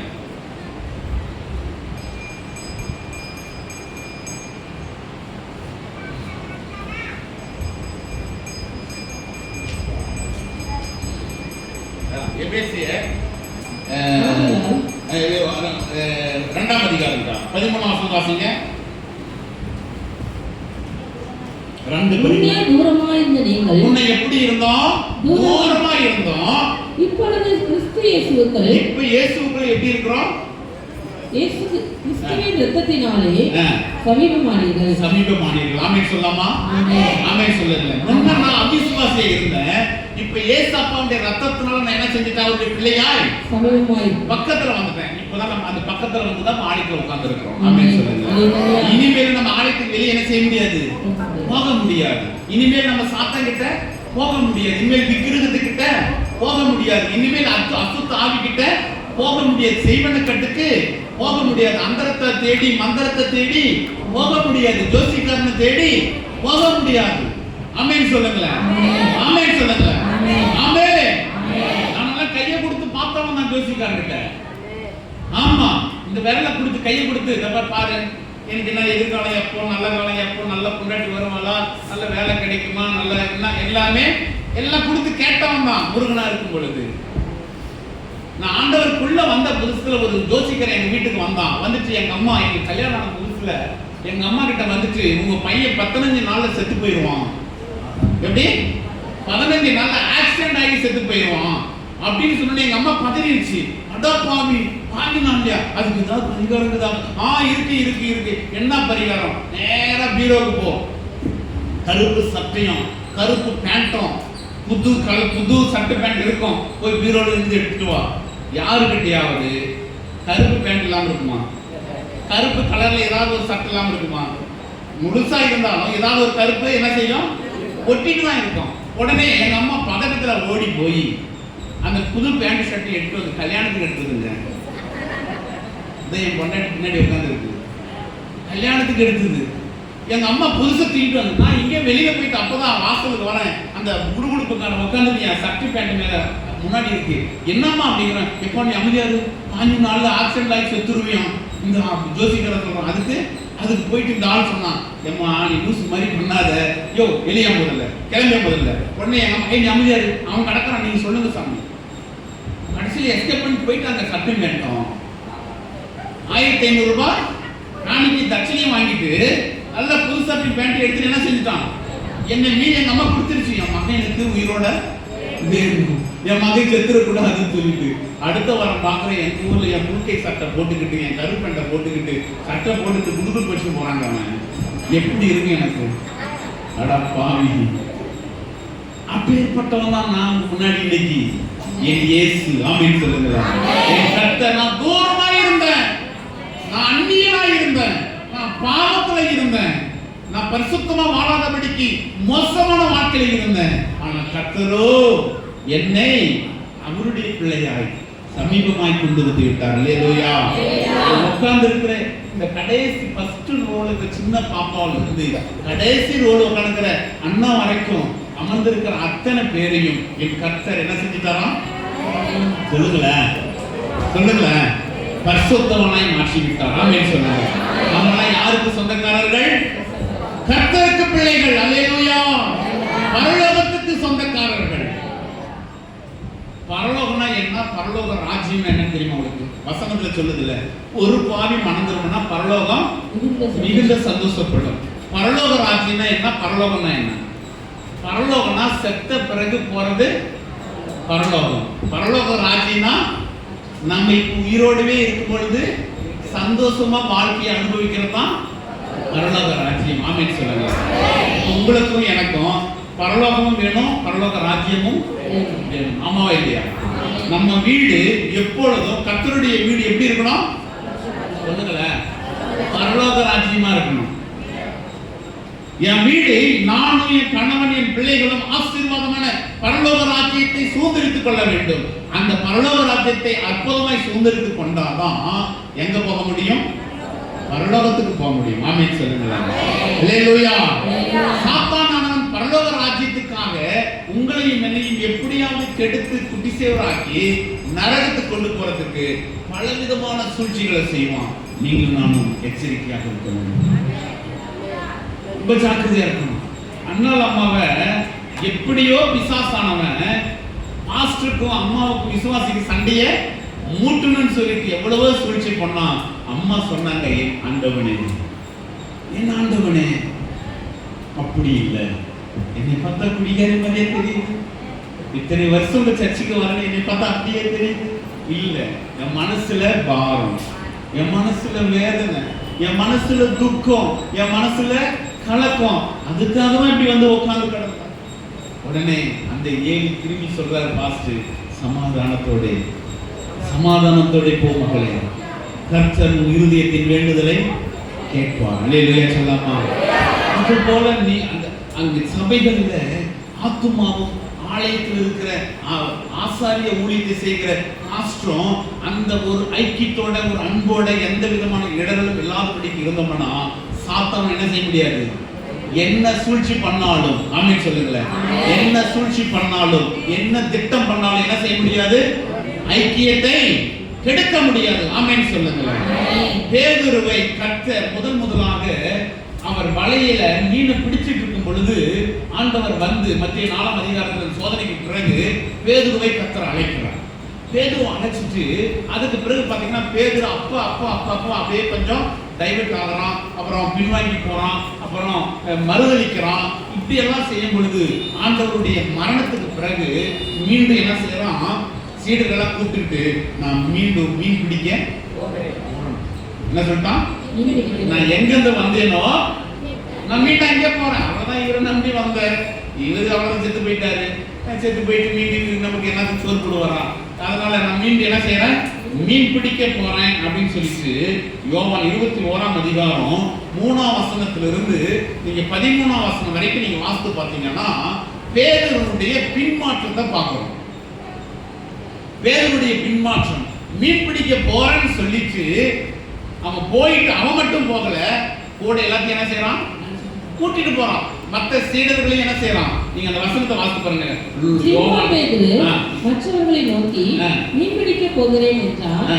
அதற்கு அவர்கள் ஆ. நாங்களும் உம்முடனே கூட வருகிறோம் என்றார். என்ன சொல்றான்? என்ன மத்தவங்க என்ன சொல்றாங்க? நாங்களும் உம்முடனே நாங்களும் இனிமேல் இங்கெல்லாம் இருந்து பிரயோஜனம் இல்ல, நாங்க என்ன செய்யறோம்? உம்மோடு வருகிறோம். உங்களோட வரோம். இவன் மீன் பிடிக்க போறவன் வலையை தூக்கி அவன்ட்டு போயிருக்கணும்ல இல்ல, அவன் என்ன செய்யறான்? யாரெல்லாம் என் கூட வரீங்க கை தூக்குங்க. உடனே என்ன செய்யறான்? ஆமா ஆமா சரி, நீ எடுத்த முடிவு சரியாதான் இருக்கும், நீ தான் முதல் சீடன், ஆண்டவருக்கு பிரியமானவன், நீ சொன்னா கரெக்டா தான் இருக்கும், அவங்க கூட வந்துடுறாங்க அப்படின்னு என்ன செய்யறாரு? மீண்டும் எல்லாரும் போறாங்க. அங்க போயிட்டு அடுத்த பின்னாடி வர சம்பவங்கள்லாம் பாத்தீங்கன்னா 4வது வசனத்துல ஒரு அதிகாலை நேரத்துல அவங்க மீன் பிடிச்சிட்டு இருக்கிற இடத்துல இயேசு கிறிஸ்து வந்து நின்றார். ஆமென் சொல்லுங்க. நீங்க எங்கதான் போனாலும் இயேசப்பா என்ன செய்ய மாட்டாரு? சொல்லுங்களேன், விட மாட்டார். நீங்க எங்கதான் போனாலும் விட மாட்டார். நீங்க எந்த ஊருக்கு போனாலும் விட மாட்டார். வந்து நிற்பார். நின்றுட்டு என்ன நடக்குது பாருங்க. அப்பொழுது இயேசு அவர்களை நோக்கி, பிள்ளைகளே சாப்பிடுறதுக்கு ஏதாவது இருக்குதான்னு கேட்கிறாங்க. உடனே அடுத்து இந்த நடக்கிற சம்பவங்கள்லாம் இயேசுதான் அப்படின்னு தெரியாம இவங்க எல்லாரும் சாதாரண மனுஷன் மாதிரி பேசிட்டு இருக்கிறாங்க. அதுல யோவானுக்கு மட்டும் கரெக்டா தெரியுது. இது யார் தெரியுமா? 7வது வசனத்துல வாசிங்க. ஆதலால் இயேசுவுக்கு அன்பாயிருந்த சீசன், அன்பாயிருந்த யோவானாகிய சீசன் பேதுருவை பார்த்து, அவர் கர்த்தரே. ஏய் யார் தெரியுமாடா? கர்த்தரா. ஏய் நம்ம தலடா. நம்ம இவரு போயிட்டா நினைச்சுதானே நம்ம மீன் பிடிக்க கடைக்கு போனோம், கடலுக்கு போனோம். ஏன் நம்ம தலடா வந்துட்டாரா அப்படின்னு சொல்லிட்டு அவர் கர்த்தர்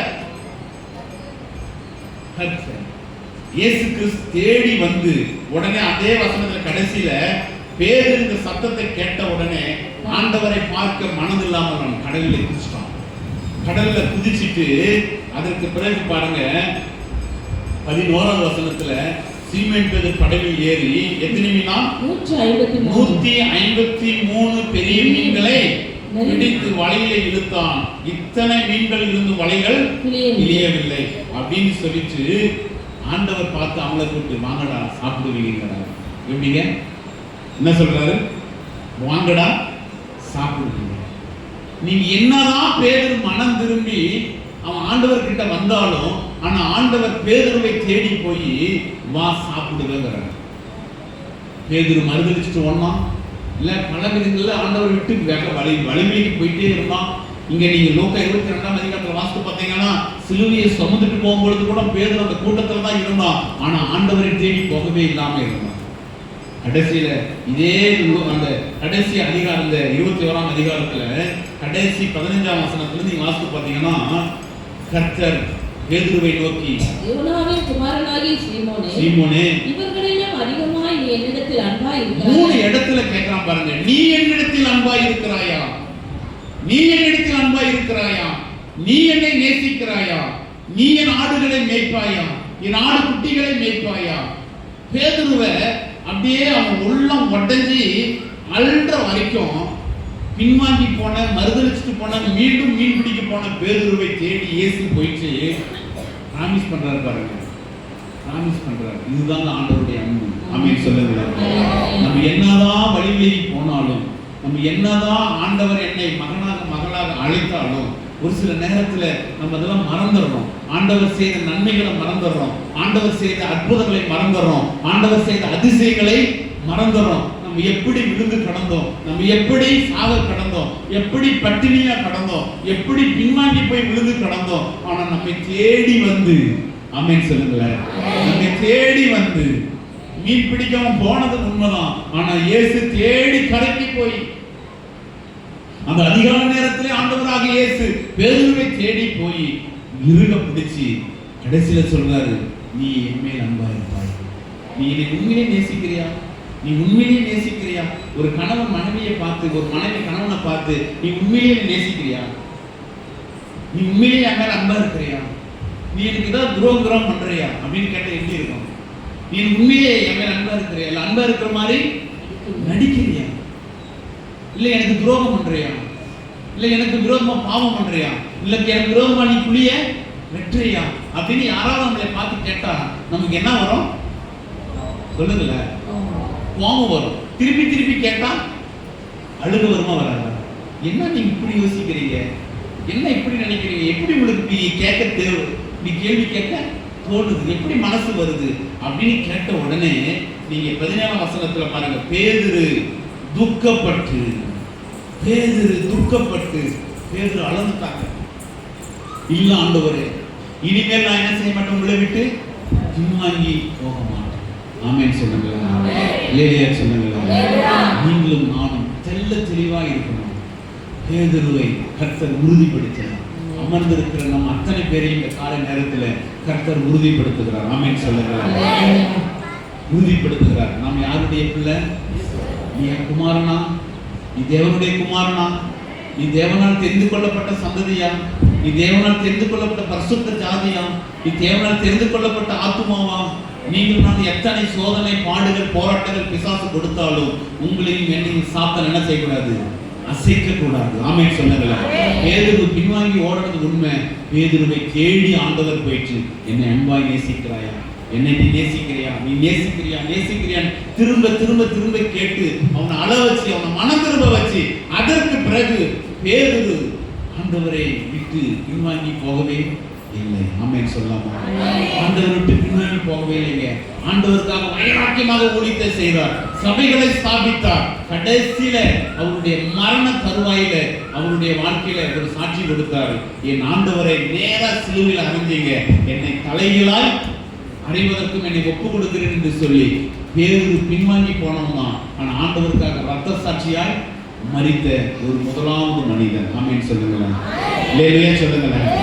பேதுரு எப்படி ஆண்டவருடைய சமூகத்துல ஐக்கியப்பட்டானோ, எப்படி ஆண்டவருடைய சமூகத்துல நெருக்கப்பட்டானோ, எப்படி அவருக்கு பிள்ளையை உறுதிப்படுத்தப்பட்டானோ, நீங்களும் நானும் என்ன சோதனை வந்தாலும், என்ன பாடுகள் வந்தாலும், என்ன உபத்திரவங்கள் வந்தாலும், சாத்தான் எந்த விதமான சூழ்ச்சிகள் நமக்கு ஏற்படுத்தினாலும் என்னை ஒருபோதும் சத்துருவானவன் அசைக்கவே முடியாது. நாம் யாருடைய பிள்ளை? கர்த்தருடைய பிள்ளை. ஆமென் சொல்லுங்களேன், அல்லேலூயா சொல்லுங்களேன். ஒரே ஒரு வசனத்தை வாசித்து நான் ஜெபம் பண்ணி முடிக்க விரும்புகிறேன். அதே எபேசியர் 2ஆம் அதிகாரம் 19வது வசனம். 2ஆம் அதிகாரம் 19வது வசனத்தை வாசிக்கலாம். ஆகையால் நீங்கள் இனி அந்நியரும் பரதேசிகளுமாய் இராமல் பரிசுத்தவான்களுடைய ஒரே நகரத்தாரும் தேவனுடைய வீட்டாருமாய் இருந்து அப்போஸ்தலர்கள், தீர்க்கதரிசிகள் என்பவர்களுடைய அஸ்திபாரத்தின் மேல் கட்டப்பட்டவர்களுமாய் இருக்கிறீர்கள். ஆமென் சொல்லுங்களேன், இல்லையா சொல்லுங்களேன். இந்த வசனம் உங்களுக்கு புரியுதா? மீண்டும் ஒரு வாசிமா 2:19. ஆகையால் இனி நீங்கள் யாரும் ஆண்டவருக்கு விரோதமானவர்கள் அல்ல. ஆமென் சொல்லுங்களேன். இந்த சபைக்கு, இந்த வீட்டுக்கு விரோதமானவர்கள் அல்ல. நீங்கள் அந்நியர்களாக இல்லை, நீங்கள் புறஜாதிகளாக இல்லை. யாரு? ஒரே, அடுத்த வார்த்தை என்ன சொல்லுது? ஒரே பரிசுத்தவான்கள். ஆமென் சொல்லுங்களேன். அடுத்து என்ன சொல்லுது? போதுமா? தேவனுடைய வீட்டார். யார் சொல்லுங்களேன்? தேவனுடைய, நல்ல சத்தமா சொல்லுங்க, தேவனுடைய. இது இது இப்ப உங்களுக்கு எது தேவனுடைய வீடு? சொல்லுங்களேன். இந்த இடம் தான். இங்க உட்கார்ந்து இருக்கிற எல்லாரும் நம்ம வேற வேற ஊரு. ஆமாவா இல்லையா? எல்லாரும் ஒரு ஊர் இல்ல, ஒரு ரத்த பந்தம், சொந்த பந்தம் இல்ல. பெரியம்மா, சின்னம்மா, அக்கா, தங்கச்சி, அண்ணன், தம்பி யாருமே இல்ல. இப்ப அப்படி வேற வேற ஊர்ல இருந்த எல்லாத்தையும் யோசித்து பாருங்க. வேற வேற ஊர்ல இருந்த உங்களையும் என்னையும், எனக்கு இந்த ஊர் இல்லை, எனக்கு தர்மபுரி மாவட்டம், எனக்கு உங்களுக்கு எந்த சம்பந்தமும் இல்லை, எனக்கு ஐயா குடும்பத்துக்கு எந்த சம்பந்தமும் இல்லை. இங்க வந்தது நிமித்தமாய் கர்த்தர் என்ன செஞ்சிருக்கிறார்? உங்களையும் என்னையும் ஒரே வீட்டாராக. ஆமென் சொல்லுங்களேன். கையெழுத்து ஆண்டவருக்கு நன்றி சொல்லுங்க. ஒரே வீடு. இந்த ஒரே வீட்டை பல வீடா மாத்துறதுக்கு தான் பிசாசு என்ன செய்வான்? சொல்லுங்களேன், சொல்லுங்களேன். பல சூழ்ச்சி பண்ணலாம். இங்க பவுல் சொல்றாரு பாருங்க, பவுல் சொல்றாரு, நீங்களும் நானும் பரிசுத்தவான்களின் கூட்டம் ஒரே வீட்டார். வேற வேற ஊரு, வேற வேற ஊடு. இயேசு கிறிஸ்துவின் ரத்தத்தால் நம்ம கழுவப்பட்டதனால சுத்திகரிக்கப்பட்டதனால இங்க பாருங்க, பேதுருவும் அந்திரேயும் அண்ணன் தம்பிங்க, யோவானும் யாக்கோபும் அண்ணன் தம்பிங்க. 4 பேருக்கு எந்த தொடர்பும் சம்பந்தமும் இல்ல. அதே 12 சீடர்கள் வேற வேற இடம். ஆனா கர்த்தர் என்ன செஞ்சாரு? ஏசப்பா 12 பேர்த்தையும் என்ன செஞ்சாரு? ஒரு குடும்பமா கூப்பிட்டாரு, ஒரு இடமா கூப்பிட்டுட்டு அந்த 12 பேரையும் தன்னோடையே வச்சுக்கிட்டாரு. அவங்க 12 பேரும் 12 ஊருக்காரங்க, 12 குடும்பத்துக்காரங்க. ஆனா கர்த்தர் என்ன செஞ்சாரு? ஒரே குடும்பமாய் கட்டினார். ஆமென் சொல்லுங்க. கிறிஸ்துவம் என்பது, விசுவாசிகள் என்பது நீங்களும் நானும். ஏன் எங்க பார்த்தாலும் ஐயா சோதரங்க ஏன் சொல்றோம், அக்கா சோதரங்க சொல்றோம்? நம்ம சபையை சார்ந்த ஒரு அக்கா இந்த இதுல வேலை செஞ்சு, நம்ம ஜங்ஷன்ல பிளாட்ஃபார்ம்ல ஒரு அக்கா வேலை செஞ்சாங்க. அவங்க இருக்காங்க என்னன்னு தெரியல. எப்ப நான் எங்க பார்த்தாலும் என்ன செய்வாங்க, எனக்கு அடையாளம் தெரியாது டக்குன்னு. நான் ட்ரைனிங் போகும்போது வரும்போது என்ன செஞ்சிருவாங்க? ஐயா சோத்துருங்கய்யா. கொஞ்ச நேரம் யோசிப்பான், அக்கா நீங்க ஐயா நம்ம செல்வையா சர்ச்சி. சோத்திரம் எதனால அந்த சோத்திரம் வருது சொல்லுங்க?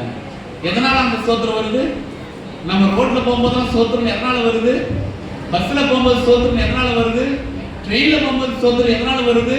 வேற ஊருக்கு போன சோத்திரம் எதனால வருது சொல்லுங்க? இப்ப யாரு? ஒரே வீட்டார். ஆமென் சொல்லுங்க. இங்க உட்கார்ந்து இருக்கிற எல்லாரும் யாருங்க? நாங்க ஒரே குடும்பத்தை சார்ந்தவர்கள். ஆமென். எங்களுக்கு அப்பா யாரு தெரியுமா சொல்லுங்க? அப்பா யாரு? அவருதான். அம்மா யாரு சொல்லுங்க? அவருதான். எனக்கு நண்பன் யாரு? அவருதான். எனக்கு அண்ணன் யாரு? அவருதான். எனக்கு அப்பா அக்கா யாரு? அவருதான். ஆவிக்குரிய வாழ்க்கையில அப்பாவாக, அண்ணனாக, அக்காவாக, அத்தையாக, மாமனாக அவர் இருந்தாலும் சரீர பிரகாரம் அண்ணா அக்கா யாருங்க? இங்க உட்கார்ந்து இருக்கிற பக்கத்துல அக்கா உட்காந்துருக்காங்க, பின்னாடி அக்கா வந்து சொல்லுங்க யாரு? இவங்களுக்கு அவங்க அக்கா, அவங்களுக்கு இவங்க அக்கா, அவங்களுக்கு இவங்க தங்கச்சி, இவங்களுக்கு அவங்க தங்கச்சி. இங்க உட்காந்துக்கிறவங்களுக்கு அவங்களுக்கு அவங்க மாமாவுக்கு சோத்திரம் சொல்லு. எந்த உரிமையில சொல்றோம் சொல்லுங்க? மாமாவுக்கு சோத்திரம் சொல்லு நம்ம பிள்ளைங்க சொல்லி கொடுக்குறோமா? அத்தைக்கு சோத்திரம் சொல்லு பிள்ளைங்க சொல்லி கொடுக்குறோமா? அங்கிளுக்கு சோத்திரம் சொல்லு சொல்லி கொடுக்குறோமா? அது எதனால? எந்த உறவு சொல்லுங்கள? நாங்கள்லாம் ஒரே குடும்பத்தை சார்ந்தவர்கள். ஆமென் சொல்லுங்க. பக்கத்துல கையை பிடிச்சு சொல்லுங்க, அவங்க பார்த்து சொல்லுங்க, நாமெல்லாம் ஒரே குடும்பம் சொல்லுங்கள? நாமெல்லாம் ஒரே குடும்பம் அப்படின்னு இந்த வசனம் சொல்லு. அழகா சொல்லு, நாங்களாம் ஒரே குடும்பத்தை சார்ந்தவர்கள், ஒரே குடும்பமா. இப்ப இந்த ஒரே குடும்பத்துக்கு அவர் அப்பா அம்மாவா இருக்கிறாரு. ஆனா ஆவிக்குரிய அப்பாவா யாரு இருக்கிறாரு? அவர் நமக்கு எல்லா நேரத்துக்கும் அப்பாவா இருக்கிறாரு. உங்களுக்கு ஆவிக்குரிய அப்பாவா யார் இருக்கிறாரு சொல்லுங்க? உங்க முன்னாடி உட்கார்ந்து அந்த அப்பா தான். இவ்வளவு ஆவிக்குரிய அப்பா, உங்களுக்காக நியமிக்கப்பட்ட, தெரிந்து கொள்ளப்பட்ட, அழைக்கப்பட்ட ஆவிக்குரிய அம்மா ஆஸ்டக்கா. ஆமா, இந்த சபை என்பது ஒரு வீடு. இந்த வீடுனா ஒரு தலைவர் இருக்கணும், ஒரு தலைவி இருக்கணும். அந்த தலைவி அப்பாவா பாஸ்டர் கொடுத்திருக்கிறார் கடவுள், அம்மாவா பாஸ்டர் கொடுத்திருக்கிறார், பாசமா கொடுத்திருக்கிற ஆண்டவர். எல்லாருக்கும் சேர்ந்து நிர்வகிக்கிற ஒரு அப்பாவா என்ன செய்யறாரு? கையை தட்டி ஆண்டு நன்றி சொல்லுங்க. இதுல அப்பா அப்பா ஏழிக்கும் அண்ணா அம்மாவுக்கு கொஞ்சம் கருத்து வேறுபாடு வந்துச்சே இல்லையா? அப்படி ஏதாவது என்ன செய்யும்? குடும்பம்னா வரதான் செய்யும் இல்ல? நம்ம எல்லாம் ஒரே குடும்பம். நான் என்ன செய்யுங்க? ஏதாவது பிரச்சனை வருமா? என்ன அப்படி சொல்லிட்டாங்க, எப்படி சொல்லிட்டாங்க, அது எப்படி சொல் 4 பேர் இருக்கிற அண்ணன் தம்பி அக்கா தங்கச்சி உறவுகளே நம்ம சண்டை வந்ததா இல்லையா? 40 பேர் இருக்கிறது ஏதாவது ஒரு பிரச்சனை வரதான் செய்யும். அதுக்காக குடும்பத்தை என்ன செஞ்சிடக்கூடாது, கலைச்சிடக்கூடாது. தேன்கூடு என்பது ஒரே ஒரு கூட்டம். ஒன்னு தூக்கி போட்டீங்கன்னா எல்லாத்தையும் என்ன செஞ்சிடும்? பிரிஞ்சு போயிடும். கர்த்தர் சொல்றாரு, நீங்கள் ஒரே வீட்டாரா. ஆமென் சொல்லுங்க. ஒரே வீட்டாரா. உங்க வீட்டுல ஒரு விசேஷம் நடந்தா அந்த அக்கா வருவாங்க, அந்த அக்கா வீட்டுல விசேஷம் நடந்தா அந்த அக்கா வருவாங்க. இப்ப ஐயா கல்யாண பத்திரிக்கை வாசித்தாரு. இந்த கல்யாண பத்திரிக்கை எல்லாரும் என்ன செய்யணும்? சபையாராய் சேர்ந்து. இது சபையாராய் சொல்லல, எங்க குடும்பமாய். ஆமென் சொல்லுங்க. குடும்பமாய் சேர்ந்து அந்த மணமகனையும் மணமகளையும் குடும்பமாய். எதுக்கு எது நடந்தாலும் ஓடுறோம்? குடும்பம், ஒரே குடும்பம். ஆமென் சொல்லாமா? ஆண்டவர் நமக்கு அப்பேற்பட்ட ஒரு கிருபையை எபேசியர் 2 அதிகாரம் 19 வசனத்தை நீங்க மீண்டும் வீட்டுல போய் நோட் பண்ணி வாசித்து பாருங்க. ஆண்டவருடைய வார்த்தை சொல்லுது, நீங்களும் இந்த சபைகளும் கர்த்தர் ரத்தத்தினால் கழுவப்பட்ட ஒவ்வொரு ஆத்துமாக்களும் ஒரே குடும்பம். உலகம் முழுவதும் இருக்கிற திருச்சபை குடும்பங்கள் அத்தனையும் ஒரே குடும்பம். ஆமென் சொல்லுங்க. பணக்காரன் அல்ல, ஏழை அல்ல, அந்த ஜாதி இல்ல, இந்த ஜாதி இல்ல, இல்ல வியாதிக்காரன் இல்ல, சுகமாக்குறவன் இல்ல, எல்லாம் அந்த வித்தியாசங்கள் இங்க இல்ல. வித்தியாசங்கள் பாகுபாடு சபையில ஆண்டவருடைய ஆலயத்துல இல்ல. ஒரே குடும்பம், ஒரே குடும்பம், ஒரே குடும்பம். இயேசுவின் குடும்பம் ஒன்று உண்டு. அந்த ஒரே குடும்பம் எங்கெங்கெல்லாம் சபைகள் இருக்குதோ அந்த குடும்பங்கள் அங்கங்க ஒவ்வொரு வீடுகளா அமைச்சிருக்கிறார் ஆண்டவர். அவ்வளவுதான். அவங்க வந்து ஒரு ஆவிக்குரிய தகப்பன தாயே ஆலயத்துல போதகரா பாஸ்டர் என்ன செய்யறாரு வச்சிருக்கிறார். இதை உணர்ந்தவர்களாக நீங்களும் நான் ஒப்பு கொடுக்கும் பொழுது சாத்தானானவன் என்ன செய்ய முடியாது. அவருடைய பிள்ளைகள் என்கிற அதிகாரத்துல நம்மள சொல்லுங்களேன் பிரிக்கவே முடியாது. ஆமென் சொல்லலாமா? எல்லாரும் ஒரே ஒரு நிமிடம் எழுப்பி நிற்போம். கரங்களை உயர்த்தி ஒரே நிமிஷம் கண்களை மூடி தேவ சமூகத்தில்